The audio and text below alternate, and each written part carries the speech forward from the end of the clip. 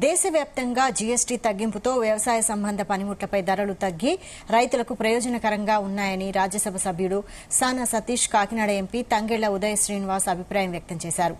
కేంద్ర ప్రభుత్వం ఇటీవల వ్యవసాయ పనిముట్లపై జీఎస్టీ గణనీయంగా తగ్గించిందన్నారు.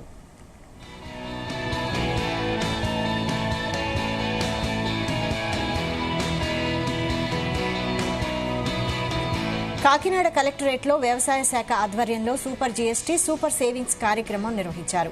వ్యవసాయ పనిముట్లతో భారీ ప్రదర్శన, రైతులకు అవగాహన కల్పించారు. కాకినాడ జిల్లా కలెక్టర్ సగిలి షణ్మోహన్ రైతులకు అవగాహన కల్పించారు.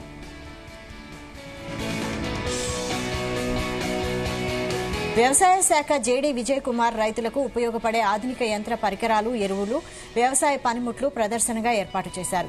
ఈ కార్యక్రమంలో ఎమ్మెల్యేలు కొండబాబు, పంత నానాజీ, ఎమ్మెల్సీలు కర్రి పద్మశ్రీ, పేరబతుల రాజశేఖర్ తదితరులు హాజరయ్యారు.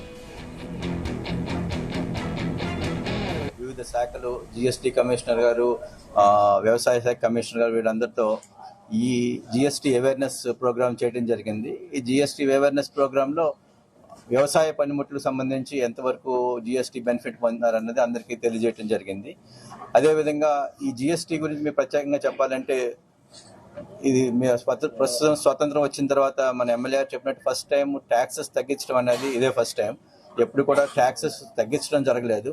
ఈ బెనిఫిట్ వలన ప్రతి ఒక్క సామాన్య మధ్యతరగతి ప్రతి ఒక్కరు కూడా బెనిఫిట్ పొందుతారు. ఈ బెనిఫిట్ వారికి చెందడానికి కావాల్సిన అవేర్నెస్ వీక్ ని మేము ఇప్పుడు కండక్ట్ చేస్తున్నాం. ముఖ్య ఉద్దేశం ఏంటంటే తగ్గిన జీఎస్టీలు అన్నింటినీ కూడా ప్రజల్లోకి, మా ఎమ్మెల్యే గారు నానాజీ గారు అన్నట్టు ఎప్పుడు పెంచడమే తప్ప తగ్గించడం అనేది ఇప్పుడు కని విని ఎరగని ఒక యాక్టివిటీ ఇది. సో దీనికి ఎన్డీఏ ప్రభుత్వానికి మాత్రమే ఇది సాధ్యమైంది.